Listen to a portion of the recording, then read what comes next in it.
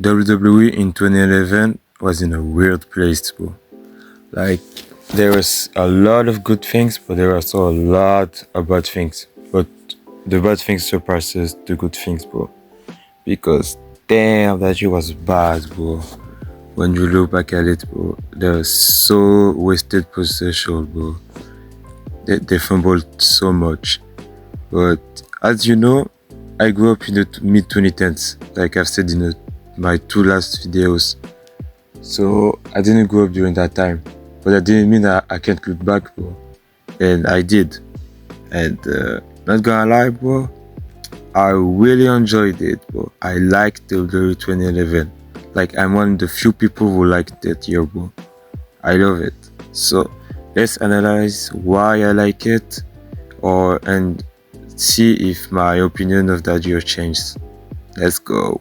Okay, let's start with the obvious. CM Punk, bro. CM Punk in 2011 was something special, bro.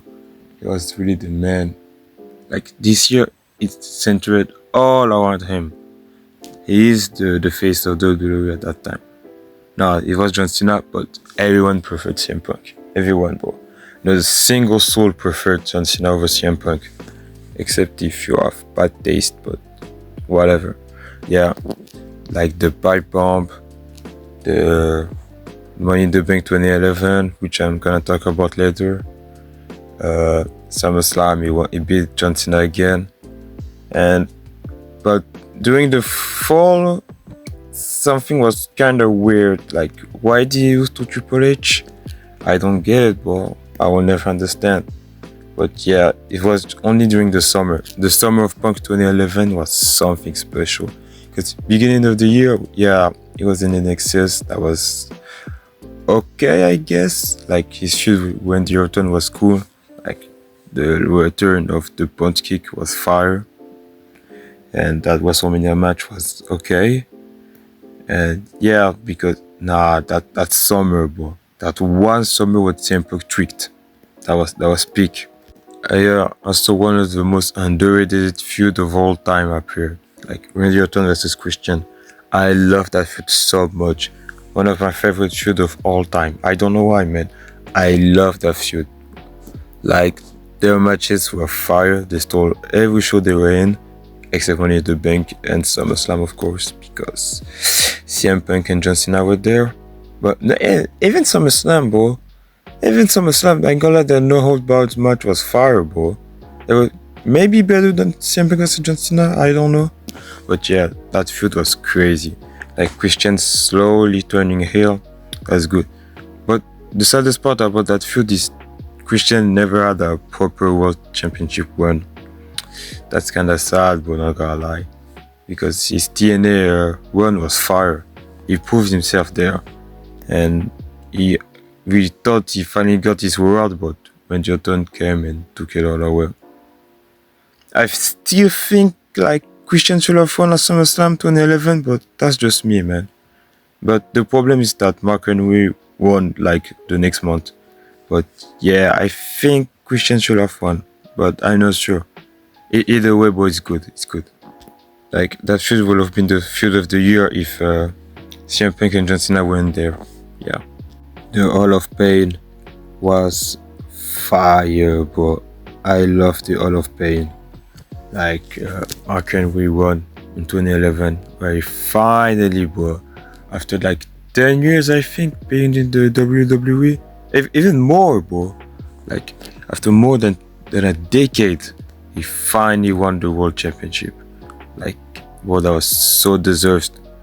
Like, like when he won a Night of Champions and he said, like, nobody deserves to celebrate with me. That was crazy, bro. But yeah, the Hall of Pain one was fire, bro. Like, when he eliminated everyone, like, he killed Kane, Great Khali, Big Show. That was so good, bro. Like, the Hall of Pain, man. And when he won, when Randy Orton beat his ass at Hell in a Cell and he won away, that was so funny, man. But yeah, bro, the Hall of Pain was fire. I love the Hall of Pain so much, so deserved. Mark Henry in 2011 was on something, man. Sadly, he couldn't get another World Championship win, like in 2013 when he faked his retirement. I kind of think he should have won the title, but in hindsight, nah, because it led to Daniel Bryan moment. So it's okay. But bro, tell me why, man. Why did Alberto Del Rio got pushed so heavily? Like, I don't. Wait. I mean, Alberto Del Rio. Yeah, I'm sorry. So yeah, Alberto Del Rio. Why did he get pushed so down of throats? Like, he won the Royal Rumble. Christian should have won it. He won the Money in the Bank ladder match. F-Truth should have won it. I don't care, bro. F-Truth should have won it. Yeah, but he won all of that, bro. Only to get his ass beat every single time by John Cena and CM Punk. Well deserved though, because he was not over with the crowd. He was overpushed, bro. He wasn't ready for that position. He didn't have the star power. He was just a JBL, Mexican JBL, bro. So no. Why did he defeat John Cena and CM Punk in a Hell in a Cell match? I don't know, man. Why did he won the WWE Championship twice? Why did he cash in at SummerSlam when CM Punk was hot as hell? I guess we'll never know. Only to lose it 1 month later, bro. Only to lose it 1 month later against John Cena. I don't understand. Like, why did he win the World Rumble? Why did he face Edge at his last WrestleMania for a decade? No, that doesn't make any sense. That's so stupid, bro. They were sure has never got that position. And looking back, bro, like, with the thing we know now, like with Paige, no, let's not talk about it in that video. No. It's not the time. The Divas division was non-existent, bro. Like, did you all know that Brie Bella actually won the title in 2011? I didn't know, man. I didn't know. The only champions I remember were Kelly, Eve, and Bret Phoenix. The other one, no. I don't know, man. Yeah, that Divas division was nowhere to be found, bro. Nobody watched it. No. Like, did you know that Kelly fought Brie Bella, I think, at Money in the Bank 2011? No. Nobody remembers this, bro. But yeah, Bret Phoenix was carrying the women's division, bro. The Divas division, I mean, during that time, bro. Nobody was on her level. Until Eve turned heel, but it was in 2012, so we can talk about it here. But yeah, bro. But I know that for a fact that everyone had a crush on Kelly. Everyone, bro, during that time. I wasn't there, but I heard, bro. Like Kelly was so bad and all. Okay, let's stop sipping for women and talk about wrestling, please. Sadly, that was the year when Edge retired. Like, damn, bro. That was so sad. Bro.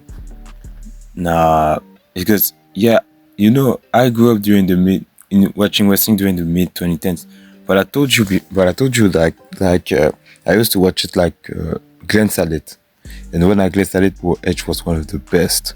I know it was one of the best. So yeah, it was sad seeing him retire and all.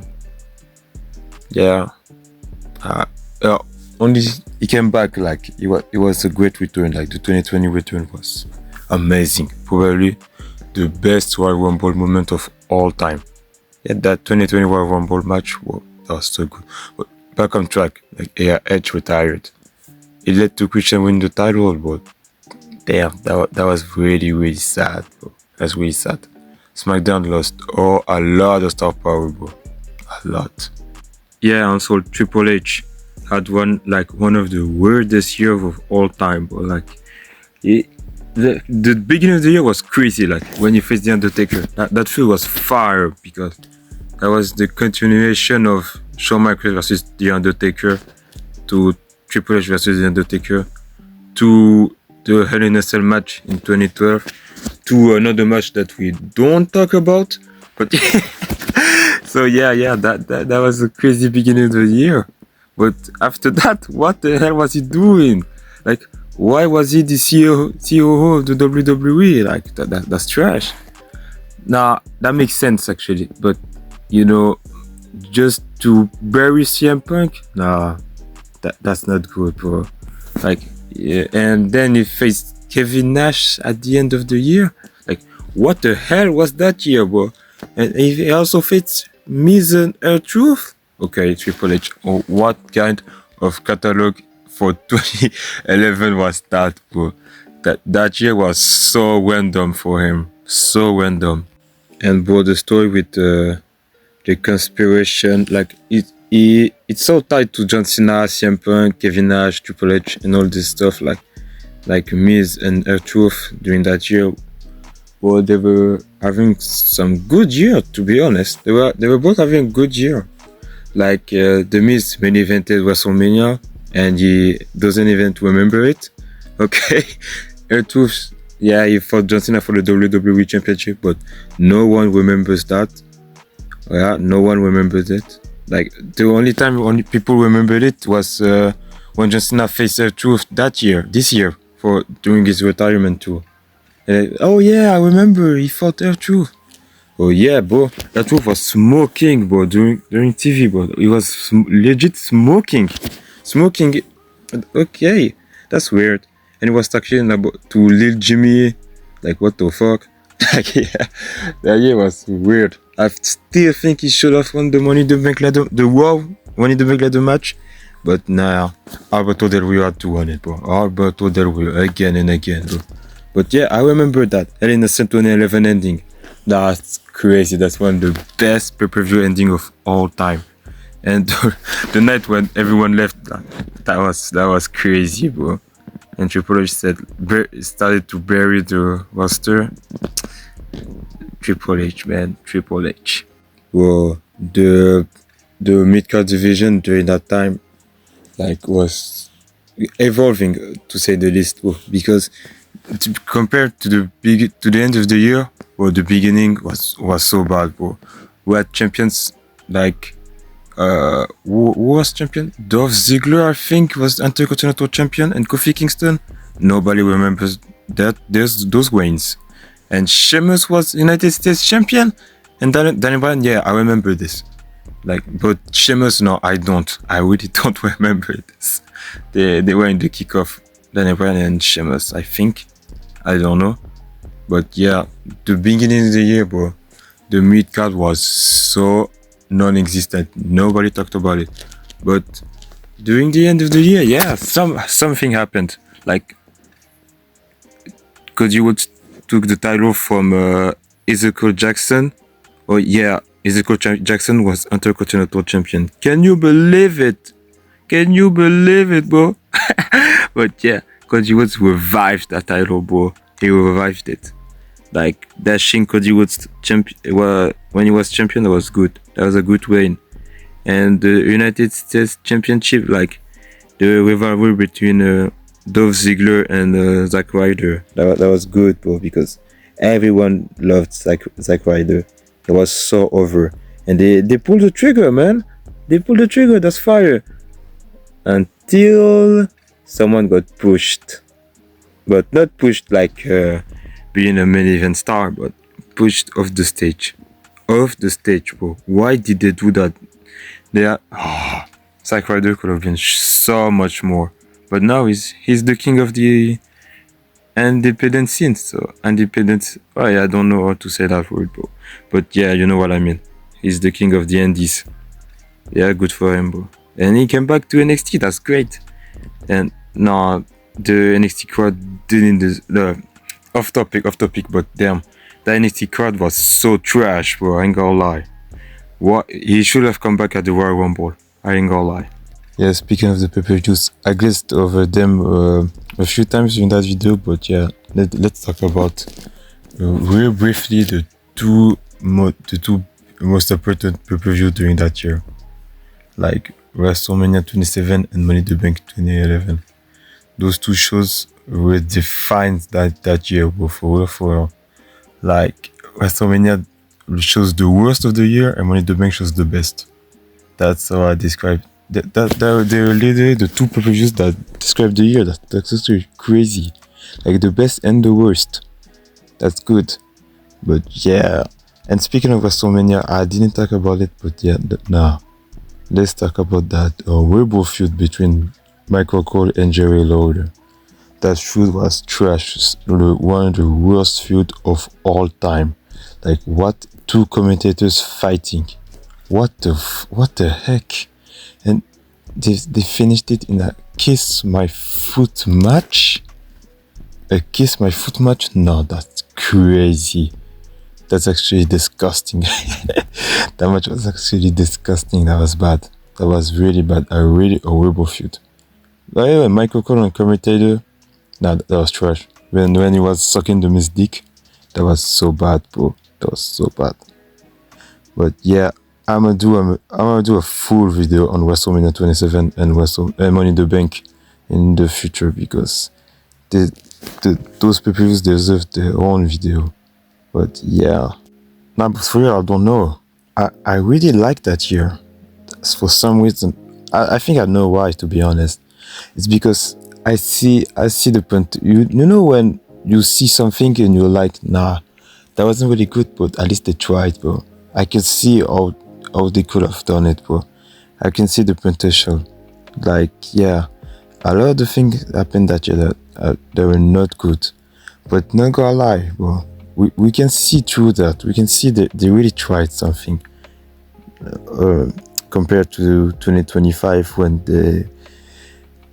they have John Cena face Logan Paul at Clash in Paris, except instead of AJ Styles, and they had AJ Styles face John Cena like in Australia, which was a great match, to be honest. That match was fire.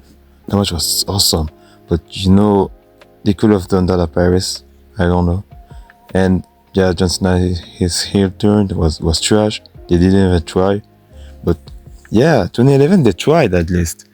They had a mid-year, to be honest. Yeah, like I can see the potential in what they did. I can see what they were going for. But that was Vince McMahon in the 2010s. You know it wasn't going to end good. You know it wasn't going to end well. It was really like the start of a new era, like new faces like Christian and all that, CM Punk and Daniel Bryan and all of these new guys. Yeah, that was kind of the lost generation. Like they failed. That generation, that those pushes failed drastically. That was sad. Like Jack Swagger, Wade Barrett, and all of that. But yeah, I love Wade Barrett, by the way. As a commentator right now, he's one of the best. But yeah, and John Morrison and all that, they all failed. But yeah, that picture actually, that picture that I'm showing, this summons it all, bro. Like it's a new era. It's a new WWE. And you know the funny thing about that picture is, one of them is a commentator right now.